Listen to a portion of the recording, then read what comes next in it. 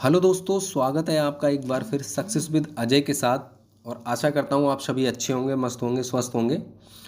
तो साथियों, आज इस वीडियो में हम बात करने वाले हैं सीटेट एग्ज़ाम के बारे में। जैसा कि आप सभी लोग जानते हैं कि सीटेट का एग्ज़ाम बहुत जल्दी होने वाला है और आप सभी लोग अपनी तैयारी में लगे होंगे।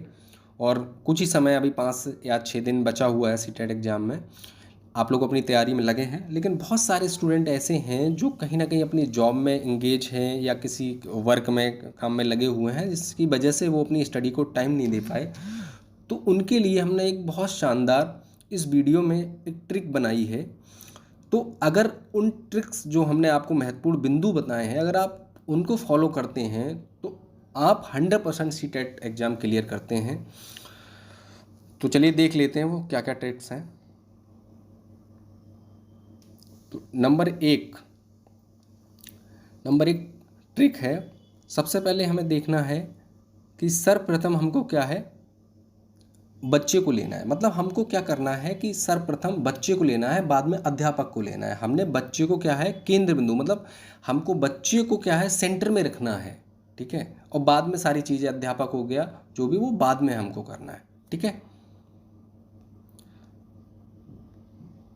नेक्स्ट है सबसे बड़ा आंसर। जब आप सवाल को देखते हैं, तो जब आप देखते हैं ऑप्शन 4 होते हैं, तो उसमें जो सबसे बड़ा आंसर होता है क्वेश्चन का, वो आप उसको क्लिक करना। और आपका मतलब बड़ा आंसर और पॉजिटिव आंसर होना चाहिए। ठीक है, तो आपका वो सच होगा, मतलब सत्ता आपका जाएगा क्वेश्चन। ठीक है।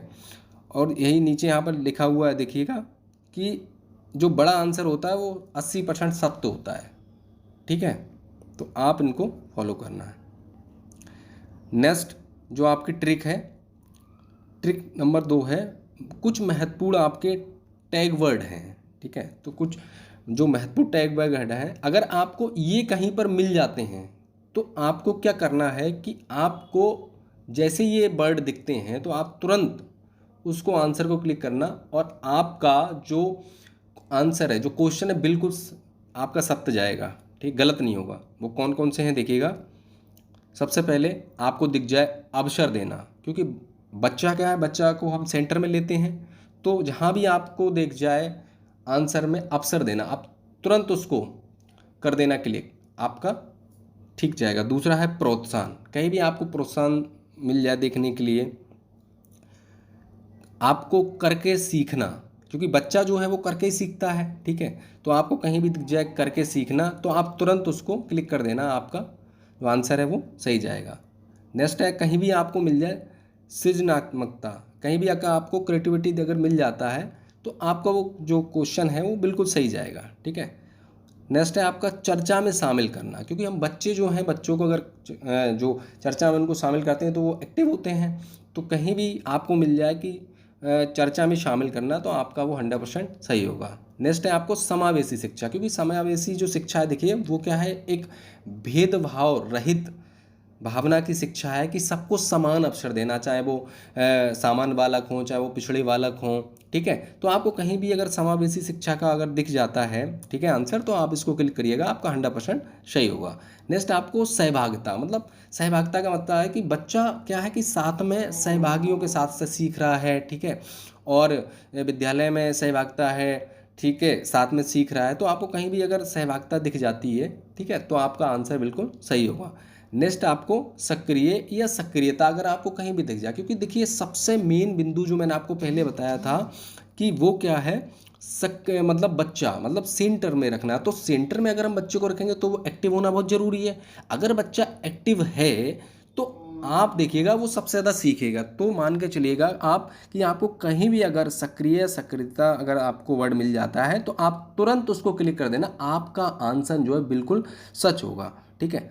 नेक्स्ट है आपका क्रियाशील। अगर क्रियाशील वर्ड आपको कहीं मिल जाए, तो आप उसको लगा देना, आपका आंसर बिल्कुल सही जाएगा। ठीक है। और नेक्स्ट आपको है मातृभाषा, क्योंकि जो प्राइमरी लेवल है उसमें क्या है कि बच्चे को कि मातृभाषा के थ्रू अगर सिखाते हैं, तो बच्चा जल्दी सीखता है। क्योंकि बच्चा क्या है, विद्यालय में आता है, तो सबसे पहले वो अपना घर परिवार की भाषा लेके आता है, तो वहीं से वो सीखता है। ठीक है, तो आपको कहीं भी अगर मातृभाषा आपको दिख जाता है, तो आपका 100% जो क्वेश्चन है, जो आंसर उसका जाएगा वो आपका बिल्कुल सच जाएगा। ठीक है।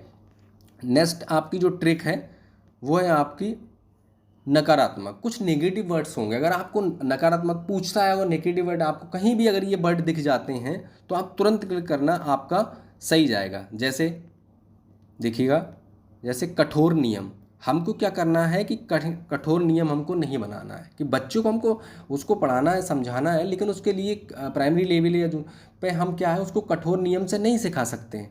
ठीक है। नेक्स्ट है आपका व्याकरण रटना। हमको प्राइमरी लेवल पे व्याकरण रटने पे फोकस नहीं करना है, बच्चे को हमको रटाना थोड़ी है, क्योंकि बच्चे को हमको क्या है कि जो वस्तुएं आसपास की हैं उसके माध्यम से हमको सिखाना है, उसको ज्ञान उसमें विकास करना है, ना कि उसको हमको रटाना है। ठीक है। नेक्स्ट है वर्णन करना।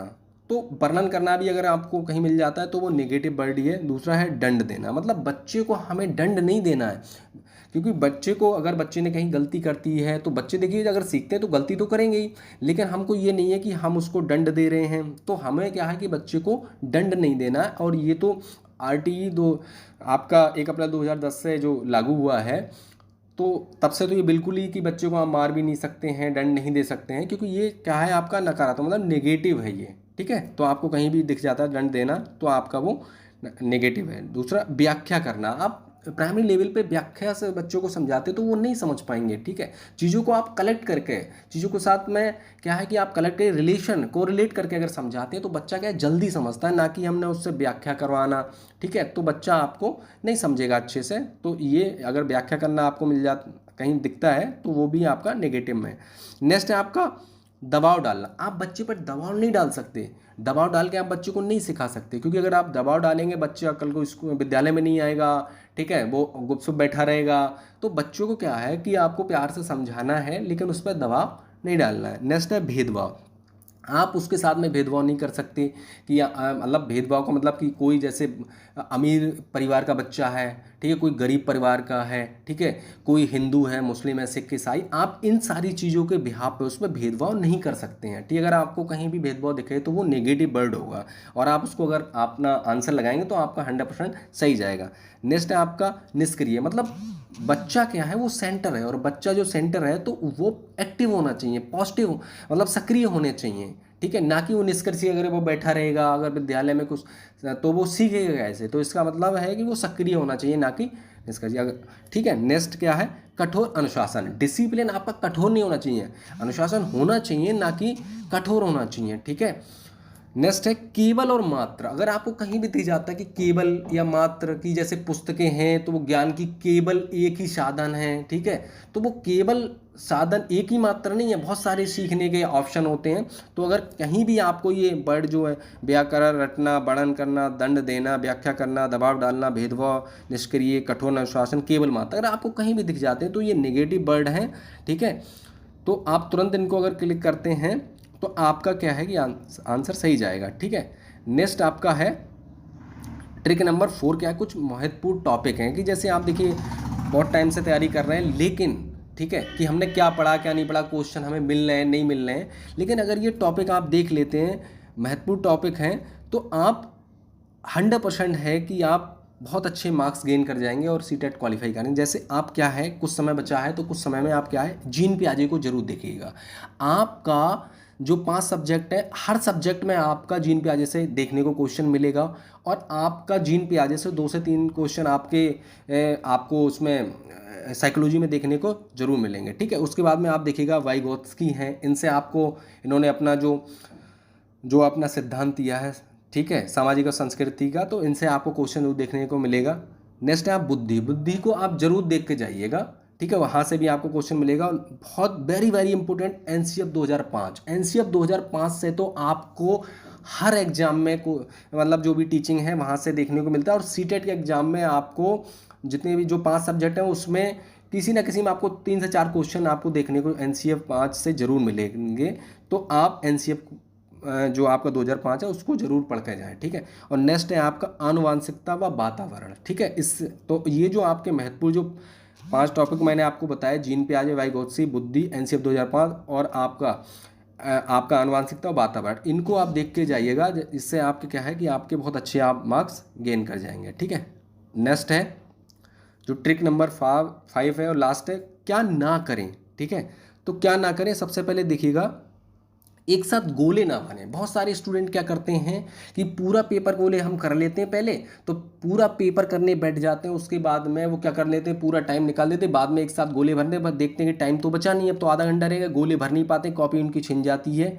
ठीक है, तो ऐसा ना करें। ठीक है, आप कोशिश क्या करिए, आप कोशिश करिए कि आप मतलब आपने जो सेक्शन है तो सेक्शन वाइज आप उसको हल करिए। जैसे आपने साइकोलॉजी उठाया सबसे पहले, तो 3 क्वेश्चन, उसमें क्या है 30 क्वेश्चन, 30 क्वेश्चन आपने पूरा आपने सॉल्व किया, उसको गोले भर लीजिए। ठीक है, फिर नेक्स्ट लिया, ऐसे जो भी ऐसे ऐसे करके अगर आप करते हैं तो आपके पास देखिएगा टाइम भी आपका बचेगा और आप पेपर भी बहुत अच्छे से करके आएंगे और आपका समय भी मतलब आपको पूरा मिल जाएगा और आपका बिल्कुल पेपर छूटेगा भी नहीं। ठीक है, और नेक्स्ट आपको क्या करना है, भाषा का चयन करते समय अपने एडमिट कार्ड पर देख ले। बहुत सारे स्टूडेंट को यही नहीं पता होता है कि देखिए कि हमने कौन सी भाषा सेकंड ली है, कौन सी फर्स्ट ली है, तो वो कंफ्यूज होते हैं वहाँ पर जाकर। ठीक है, और पेपर जो सीटेट का होता है वो इस टाइप का बना होता है कि पहले लैंग्वेज फर्स्ट है, फिर सेकंड है, फिर सिंधी, बंगाली की, ये मराठी, मतलब बहुत सारी लैंग्वेज होती है, बच्चा कन्फ्यूज होता है। ठीक है, तो आप क्या करिएगा, अगर आप कन्फ्यूज होते हैं, ठीक है, तो आप क्या, ज़्यादा कुछ भी नहीं, सबसे पहले आप एडमिट कार्ड में देखिए कि फर्स्ट लैंग्वेज आपकी कौन सी है। फर्स्ट आपने जैसे हिंदी ली है तो आप क्या करिएगा, अपना हिंदी फर्स्ट को उसको सॉल्व करिएगा। ठीक है, और सेकंड आपने जैसे ली है तो सेकंड लैंग्वेज जैसे आपने इंग्लिश ली है तो आप उसको इंग्लिश को सॉल्व करिए, अगर आपने संस्कृत ली है तो संस्कृत को सॉल्व करिए। तो मतलब आप जरूर उसमें कंफ्यूज मत होइए, मतलब पहले एडमिट कार्ड में देख लीजिए, उसके बाद में आप जो क्या है पेपर को हल करिएगा। ठीक है, जिससे आपका क्या है कि आप जो है कि पेपर को बहुत अच्छे तरीके से कर पाएंगे और फिर आप कोई आप में उसमें कन्फ्यूजन नहीं होगा। ठीक है, तो साथ ही ये जो कुछ महत्वपूर्ण जो तथ्य हैं जो मैंने आपको सीटेट 2023 में जो है मतलब महत्वपूर्ण बिंदु है आपको उसके बारे में मैंने बताया कि आप अगर इनको रियली में फॉलो करते हैं तो 100% आप सीटेट एग्ज़ाम क्वालिफाई करते हैं।